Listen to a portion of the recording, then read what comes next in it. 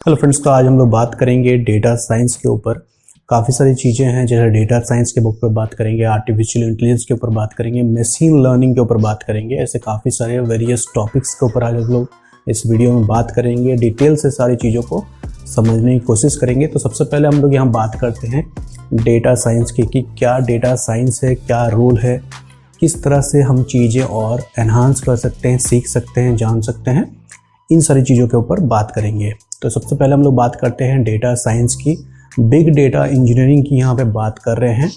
आज जो है, जब भी हम लोग इंजीनियरिंग वगैरह करते हैं या कुछ भी कोर्स हम लोग कंप्लीट कर रहे हैं इन कंप्यूटर साइंस, तो सिर्फ हम लोग को कोर्स से ही मतलब नहीं है। कोर्स के साथ साथ हम लोग को स्पेशलाइजेशन भी जानना पड़ेगा। थोड़ा सा हम लोग को कुछ और लैंग्वेजेस, कुछ और स्पेशलाइजेशन भी हम लोग को सीखना पड़ेगा, और ये बहुत ज़रूरी है आज के डेट में, क्योंकि कंपनी सिर्फ आपके कोर्स को डिमांड नहीं करती है। आप क्या कोर्स पढ़े हैं वो तो आपका डिग्री हो गया, बट आप एक्स्ट्रा क्या एबिलिटी रखते हैं, एक्स्ट्रा आप क्या जानते हैं, इस चीज़ों को कंपनी जो है ज़रूर स्किल्स के ऊपर आपके क्वेश्चन आता है कि आप एक्स्ट्रा स्किल्स में और क्या क्या चीज़ें जानते हैं। तो सबसे पहले बात करेंगे यहाँ पे बिग डेटा इंजीनियरिंग की या डेटा साइंस की। तो डेटा साइंस में यहाँ हम लोग लार्ज अमाउंट ऑफ डेटा की बात कर रहे हैं। डेटा प्लस साइंस, जहाँ पे डेटा भी है प्लस साइंस भी है। और बिग डेटा की बात करें, ये कोई छोटे मोटे डेटा की बात नहीं कर रहे हैं, जहाँ पे लार्ज नंबर ऑफ डेटा की यहाँ पे बात की जा रही है। तो सबसे पहले हम लोग यहाँ पे जानते हैं कि जब हम लोग किसी पर्टिकुलर चीज़ को लेते हैं, जैसे कि एक एग्जाम्पल में देखते हैं, एक आधार कार्ड नंबर।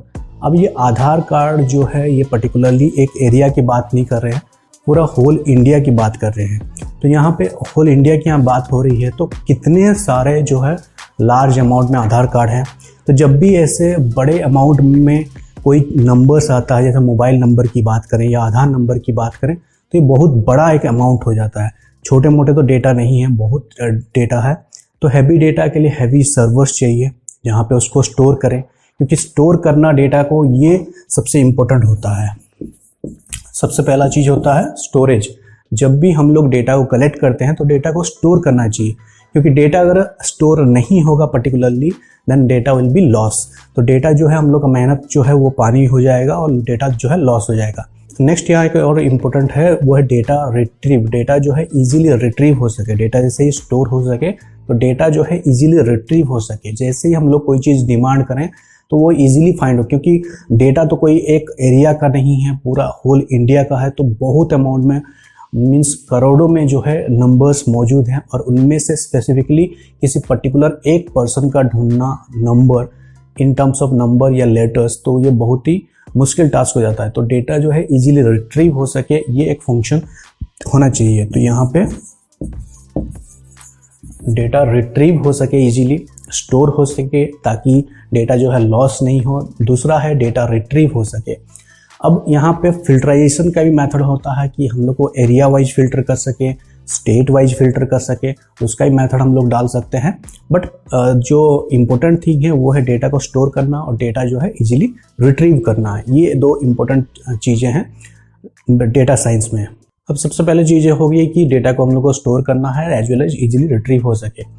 अब उसके बाद आता है कि जब आपके पास इतने सारे इन्फॉर्मेशन हैं, आपके पास नेम है, फादर नेम है, मदर नेम है, नंबर्स हैं, स्पेसिफिक नंबर्स हैं, मोबाइल नंबर्स हैं, एरिया पिन कोड्स है, तो आपको डेटा को जो है इजीली ब्लेंड करना है, एज वेल एज उसमें एल्गोरिदम पुट करना है कि क्या एल्गोरिदम पुट करें, उसको किस तरह से हम लोग ब्लेंड करके रखें, किस तरह से उसको फिल्ट्राइजेशन मेथड से हम लोग रखें, ताकि डेटा जो है सुरक्षित भी रहे, सिक्योर भी रहे, और प्लस इजीली जो है रिट्रीव भी हो सके।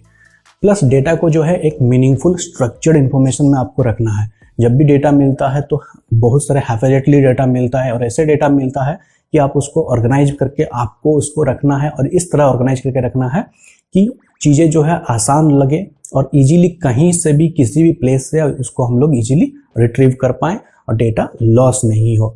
तो मीनिंगफुल इन्फॉर्मेशन करना है आपको, मीनिंगफुल इंफॉर्मेशन करना है, स्टोरेज करना है, रिट्रीव करना है, मीनिंगफुल इंफॉर्मेशन करना है, एज वेल एज उसमें एल्गोरिदम डेटा में पुट करना है। तो ये है बेसिकली डेटा साइंस के कुछ फॉर्मेट्स हैं, जिसमें आपको डेटा को स्टोर करना है, रिट्रीव करना है, मीनिंगफुल इंफॉर्मेशन रखना है, और उसमें एल्गोरिदम पुट करना है। अब एक एग्जांपल जैसे मैंने बताया कि एक आधार कार्ड नंबर, ये एक एग्जांपल के तौर पे आपको बता रहे हैं कि एक आधार कार्ड नंबर है, 12 डिजिट का नंबर है।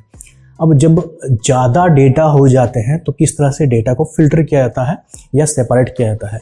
चाहे वो आप आईपी एड्रेस ले सकते हो, चाहे वो मोबाइल नंबर ले सकते हो, आधार नंबर ले सकते हो, या कुछ भी ले सकते हो जहाँ पे नंबर्स हैं। अब नंबर्स का अगर सीक्वेंस की बात करें तो 4 के पार्ट में डिवाइड है, 4 फिर 4 फिर 4, 3 पार्ट में आधार नंबर डिवाइड है।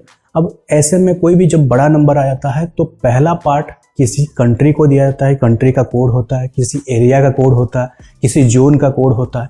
सेकंड पार्ट जो है वो पर्टिकुलरली किसी पर्सन को रिफ्लेक्ट कर सकता है, या किसी एक एरिया का पिन कोड को रिफ्लेक्ट कर सकता है, या किसी जोन का पिन कोड को जो है जोन को रिफ्लेक्ट कर सकता है। तो इस तरह से एरिया वाइज उसको बांट के रखा जाता है, कोड वाइज बांटा के रखा जाता है, ताकि वो जो है इजीली पहचान में भी आ सके कि ये कौन से पर्टिकुलर एरिया का, कौन से जोन का, कौन से पर्टिकुलर स्टेट का जो है ये कोड है। तो इस तरह से वो नंबर को अरेंज किया जाता है ताकि वो मीनिंगफुल भी लगे और सामने वाले किसी यूज़र को पता भी नहीं चले, उसको लगे कि ये एक जस्ट सीक्वेंस ऑफ नंबर्स है, जस्ट कलेक्शन ऑफ नंबर्स है, बट उस नंबर्स में ही आपकी सारी डिटेल्स जो है छुपी है। तो that is called the data science. तो डेटा साइंस में हम लोग क्या क्या चीज़ें जानते हैं। डेटा को सही तरीक़ा से, अनस्ट्रक्चर्ड डेटा को स्ट्रक्चर्ड वे में ऑर्गेनाइज करना, डेटा को कलेक्टिवली रखना, कलेक्शन करके रखना, स्टोर करना, डेटा लॉस नहीं हो, डेटा सिक्योर रहे उसका ध्यान रखना, इजीली रिट्राइव हो सके उसको ध्यान में रखना, मीनिंगफुल इंफॉर्मेशन लगे उसको देखना। तो इस तरह से चीज़ों को अरेंज करने को ही डेटा साइंस हम लोग बोलेंगे। आई होप कि डेटा साइंस जो है चीज़ें आपको समझ में आई होंगी। आइए बात करते हैं हम लोग यहाँ पे मशीन लर्निंग की विथ आर्टिफिशियल इंटेलिजेंस। जब भी हम लोग आर्टिफिशियल इंटेलिजेंस की बात करते हैं, आर्टिफिशियल इंटेलिजेंस आज के दौर में एक नया जो है टेक्नोलॉजी है, मोड है, पूरा एक समंदर है बोल सकते हैं आर्टिफिशियल इंटेलिजेंस। उसमें एक छोटा सा पार्ट है, एक एप्लीकेशन है जिसको हम लोग बोलेंगे मशीन लर्निंग। मशीन लर्निंग क्या है कि मशीन खुद ब खुद चीज़ों को एनालाइज कर सके, सीख सके, लर्न कर सके, that is machine learning. Machine चीज़ों को खुद ब खुद जान सके, उसमें ऐसे ऐसे चिप, ऐसे ऐसे माइक्रो प्रोसेसर जो है लगाए जा सके जिसमें मशीन जो है खुद ब खुद चीज़ों को लर्न कर सके, सीख सके। जिस तरह ह्यूमन ब्रेन होता है और ह्यूमन ब्रेन खुद ब खुद चीज़ों को देख के एनालाइज करके सीख सकता है। हम लोग जब भी ट्रैफिक लाइट में जाते हैं, मान लीजिए ट्रैफिक में खड़े हैं कहीं पे सिग्नल पे, तो हम लोग को कोई बताया नहीं है कि ये ग्रीन लाइट पे हम लोग को जाना है या फिर हम लोग को रेड लाइट में रुक जाना है। हम लोग चीज़ों को देख के सीखे हैं, किसी सुन के सीखे हैं, या फिर जो लोग हैं वहाँ से सीखे हैं, या फिर ट्रैफिक के जो हवलदार होते हैं वहाँ से सीखे हैं कि भैया जो है ग्रीन लाइट में आपको जाना है, रेड लाइट में रुक जाना है। तो वो चीज़ कोई बुक में तो सिखाया नहीं है और ना ही जो है कहीं पे दिया गया है कि कोई स्टडी हो रहा है, कहीं कोई स्कूल में तो सिखाया नहीं गया है। तो वो चीज़ हम लोग देख के सीखे हैं। सेम उसी तरह से बहुत सारी चीज़ें हैं, ये जस्ट मैंने एक एग्जांपल बताया आपको, ऐसे बहुत सारी चीज़ें हैं जहाँ चीज़ों को हम लोग देख के एनालाइज करके सीख सकते हैं, जान सकते हैं। और दैट जब वो चीज़ मशीन करता है, मशीन खुद ब खुद चीज़ों को लर्न करता है कि आप क्या चीज़ देख रहे हैं, क्या चीज़ सर्च कर रहे हैं, क्या चीज़ खोज रहे हैं, क्या चीज़ आपको चाहिए, वो चीज़ को जान पाना। और वो चीज़ जब मशीन खुद ब खुद लर्न करता है तो that is called machine learning. Machine learning is an application, small application of artificial intelligence. Artificial intelligence का एक छोटा सा ही पार्ट होता है मशीन लर्निंग। अब चलिए उसको और थोड़ा सा बारीकी एग्जांपल से हम लोग समझ रहे हैं। जैसे कि मान लीजिए हम लोग कोई प्रोडक्ट सर्च कर रहे हैं, हम लोग को कोई प्रोडक्ट चाहिए, हम लोग को कोई शूज चाहिए, तो हम लोग जस्ट गूगल में टाइप कर सकते हैं, अमेजोन में सर्च कर सकते हैं, फ्लिपकार्ट में सर्च कर सकते हैं। तो जब भी हम लोग सर्च कर रहे हैं कोई चीज़ को और हम लोग को वो चीज़ नहीं मिल पा रहा है, तो गूगल क्या करता है, या जहाँ भी हम लोग अपना लॉगिन आईडी बनाए हुए हैं, दैट एप्लीकेशन क्या करते हैं कि वो हम लोग को पर्टिकुलरली वो पेज को या वो जो प्रोडक्ट को हम लोग खोज रहे हैं वो प्रोडक्ट किस पेज में अवेलेबल है उसको वो लोग रिफ्लेक्ट कराते हैं हम लोग के दूसरे लॉगिन आईडीज़ में। जैसे कि मान लीजिए हम लोग शू ही खोज रहे हैं और शू हम लोग खोजे, अमेजोन पे खोजे, फ्लिपकार्ट पे खोजे, बट हम लोग को नहीं मिला। तो सेम आपको शूज़ देखिएगा जब भी आप फेसबुक पे लॉगिन कीजिएगा, या मान लीजिए आप अपने जीमेल पे लॉगिन किए हैं जहाँ भी एड्स वगैरह आ रहे हैं, या मान लीजिए आप कहीं और अपना पेटीएम वगैरह में लॉगिन किए, तो वही शूज़ देखिएगा आपको सेम जिस टाइप के शूज़ आप खोज रहे थे उस टाइप के शूज़ आपको रिफ्लेक्ट करेंगे आपके डिफरेंट लॉगिन्स में, या फिर आपके डिफरेंट सोशल मीडिया अकाउंट्स में या ऐसे ऐसे चीज़ें में जहाँ पे एड्स की सुविधा दी गई है। ऐसे ऐसे माइक्रो प्रोसेसर दिए जा रहे हैं ताकि चीज़ों को जो है ईजिली मशीन खुद ब खुद जान सके, सीख सके। That is machine learning. Machine जो है भावनाओं को समझ पाएगा, उसके लिए जो है मशीन को ज़्यादातर बेहतर वे में डिज़ाइन किया जा रहा है। उसमें और भी जो है माइक्रो कंट्रोलर्स जो है दिए जा रहे हैं ताकि चीज़ों को वो लोग बारीकी से जान पाए कि आप क्या चीज़ें सर्च करना चाहते हैं।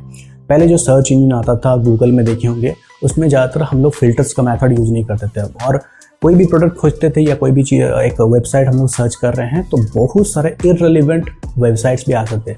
बट आजकल वैसा नहीं है। आजकल कुछ भी खोजिए तो आपको उसी के पर्टिकुलर रेलिवेंट आपको चीज़ें दिखेंगी, एज वेल एज आप जो है जो चीज़ खोज रहे हैं वो पर्टिकुलरली किस साइट में अवेलेबल है, किस साइट के किस पेज में अवेलेबल है, पर्टिकुलरली वो URL भी आजकल रिफ्लेक्ट हो रहा है। मशीन लर्निंग या AI में बहुत सारे पार्ट हैं, जैसे IoT के बारे में बात कर सकते हैं, बहुत सारे टूल्स के बारे में बात कर सकते हैं, असेंबली लैंग्वेजेस के बारे में बात कर सकते हैं। तो ऐसे वेरियस टॉपिक्स के बारे में हम लोग किसी और वीडियो में बात करेंगे।